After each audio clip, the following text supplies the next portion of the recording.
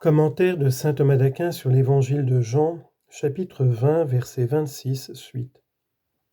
Ses disciples étaient encore à l'intérieur et Thomas avec eux. L'évangéliste montre ensuite ceux auxquels le Christ est apparu. Notons ici que seul Thomas avait besoin de cette apparition.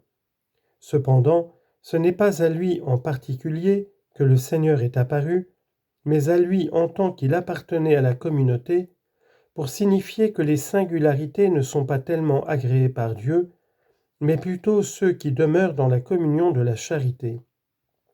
Citation. « Là où 2 ou 3 sont rassemblés en mon nom, je suis là au milieu d'eux. » Matthieu 18, 20. Et de même que ceux à qui il apparaît maintenant n'ont pas été rassemblés en même temps, ainsi lors de cette apparition, tous n'étaient pas ensemble. Mais dans l'apparition future, nous serons présents, de sorte qu'aucun ne manquera. Citation. « Là où se trouve le corps, là aussi se rassembleront les aigles. » Matthieu 24, 28. Et encore, « Il enverra ses anges avec trompette et grande voix, et ils rassembleront les élus des 4 vents d'une extrémité des cieux à l'autre. » Matthieu 24, 31. Jésus vint les portes étant closes, et il se tint au milieu d'eux et leur dit « Paix à vous ». L'évangéliste rapporte ensuite le mode de l'apparition, ce qu'on a exposé plus haut. Néanmoins, il mentionne ici 3 choses à ce sujet. Premièrement, il mentionne la manière dont il vient les portes étant closes, ce qui se produisit de manière miraculeuse, comme le dit Augustin, en vertu de cette puissance grâce à laquelle il a marché à pied sec sur la mer. Ensuite, la manière dont il s'est tenu au milieu, pour être vu de tous. De fait, il convenait qu'il se tînt au milieu.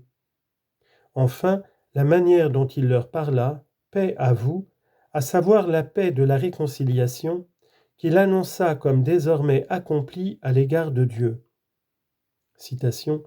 « Nous sommes réconciliés avec Dieu par la mort de son Fils. » Romains 5, 10. Et encore, « Faisant la paix par le sang de sa croix, aussi bien dans les cieux que sur la terre. » Colossiens 1, 20. Paix aussi de l'éternité et de l'immortalité à venir, dont il leur promit la possession. Citation. « Lui qui a établi sur tes confins, ceux de la Jérusalem céleste, la paix. » Psaume 147, verset 14. Paix enfin de la charité et de l'unité qu'il leur a commandé de garder. Citation. « Ayez la paix entre vous. » Marc 9, 49. La confirmation de Thomas. On voit ici que le disciple qui doutait est affermi et de nouveau appelé. Il apparaît par ce signe de la miséricorde divine que le Seigneur vient aussitôt au secours de ses élus dans le malheur, bien que tous tombent. Les élus en effet tombent parfois, comme aussi les réprouvés, mais de manière différente, car les réprouvés se brisent, mais aux élus le Seigneur tend aussitôt la main afin qu'ils se relèvent. Citation. « Lorsque tombe le juste, il ne se brisera pas, car le Seigneur lui tient la main. » Psaume 36, verset 24. Et encore, si je disais mon pied est ébranlé, ta miséricorde, Seigneur, me soutenait. Psaume 93, verset 18. Et donc le Seigneur tend aussitôt la main à Thomas qui a trébuché, si bien que, alors que celui-ci disait « Si je ne vois pas, je ne croirai pas », il le rappelle en disant « Mets ton doigt là ». 3 choses sont rapportées à ce propos. La présentation des cicatrices, la confession de Thomas et le reproche au sujet de sa lenteur à croire. Verset 27. Puis il dit à Thomas, « Mets ton doigt là et vois mes mains, approche ta main et mets-la dans mon côté, et ne sois pas incrédule, mais croyant. » Il faut d'abord ici noter que Thomas a posé des conditions pour croire, à savoir voir et palper les cicatrices, comme il a été dit, et si cela lui advenait, il promettait de croire. C'est pourquoi Comme il disait cela, le Seigneur se tenant là par la présence de sa divinité, le rappelle à lui en tenant compte de ses conditions. Le Seigneur effectue la condition, puis demande l'accomplissement de la promesse de Thomas. Mets ton doigt là. La condition, en effet, était de pouvoir palper les cicatrices. Mais ici surgit un doute, parce qu'aucun défaut ne peut se trouver dans les corps glorieux, et que les cicatrices sont des défauts. Comment donc y eut-il des cicatrices dans le corps du Christ ? Augustin répond en disant : le Seigneur pouvait, s'il le voulait, faire disparaître toute marque de cicatrice du corps ressuscité et glorifié. Mais il savait pourquoi il laissait les cicatrices dans son corps. D'abord pour les montrer à Thomas, qui ne croirait pas s'il ne les touchait et voyait. Ensuite pour blâmer les infidèles et les pécheurs lors du jugement, non pas pour leur dire comme à Thomas, parce que tu m'as vu, tu as cru, mais pour les confondre en disant, voici l'homme que vous avez crucifié, vous voyez les blessures que vous lui avez infligées, mais reconnaissez le côté que vous avez transpercé, puisque c'est par vous et pour vous qu'il a été ouvert, et que cependant vous n'avez pas voulu entrer.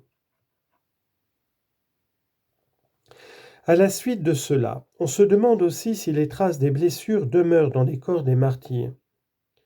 Mais Augustin répond également à cela dans la Cité de Dieu, en disant qu'elles demeureront non pour la laideur, mais pour une beauté sans mesure.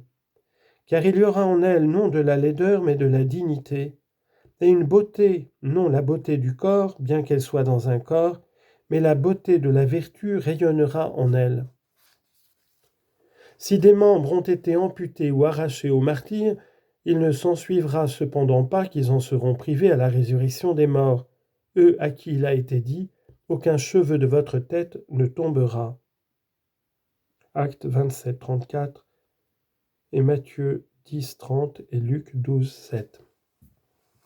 Mais des cicatrices seront visibles aux endroits où les membres, pour être détachés, ont été frappés ou coupés. Ces membres eux-mêmes ne se trouveront pourtant pas perdus, mais restitués.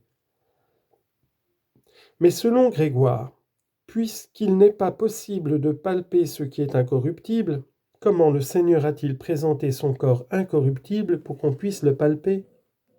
Citation : le Christ ressuscité des morts ne meurt plus. Romains 6, 9. C'est pourquoi, troublé par cette raison, l'hérétique Eutychès a dit que le corps du Christ et les corps de tous les hommes ressuscités ne seront pas palpables, mais subtils et spirituels, à la manière du vent et des esprits. Mais cela va contre ce que dit le Seigneur. Touchez-moi et voyez qu'un esprit n'a ni chair ni os. Luc 24, 39. Et le Seigneur a donc manifesté qu'il était incorruptible et palpable pour montrer qu'après la résurrection, son corps était de même nature, qu'il avait été corruptible et qu'il avait revêtu l'incorruptibilité, et qu'il était d'une gloire autre, car ce qui avait été laid et ignominieux ressuscita dans la gloire avec une subtilité due à l'effet d'une puissance spirituelle.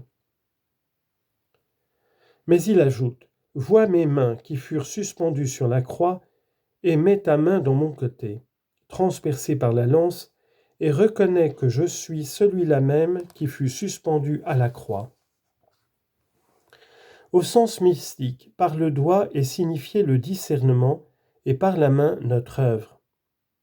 Le Seigneur nous exhorte donc à mettre dans son côté et le doigt et la main, afin que tout ce que nous pouvons avoir comme discernement et comme œuvre, nous le dépensions au service du Christ.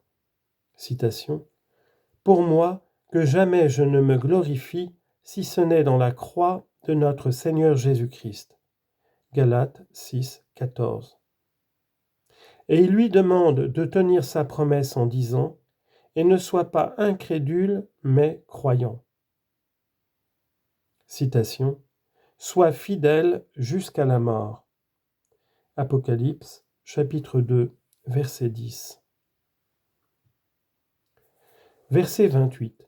Thomas répondit et lui dit: Mon Seigneur et mon Dieu.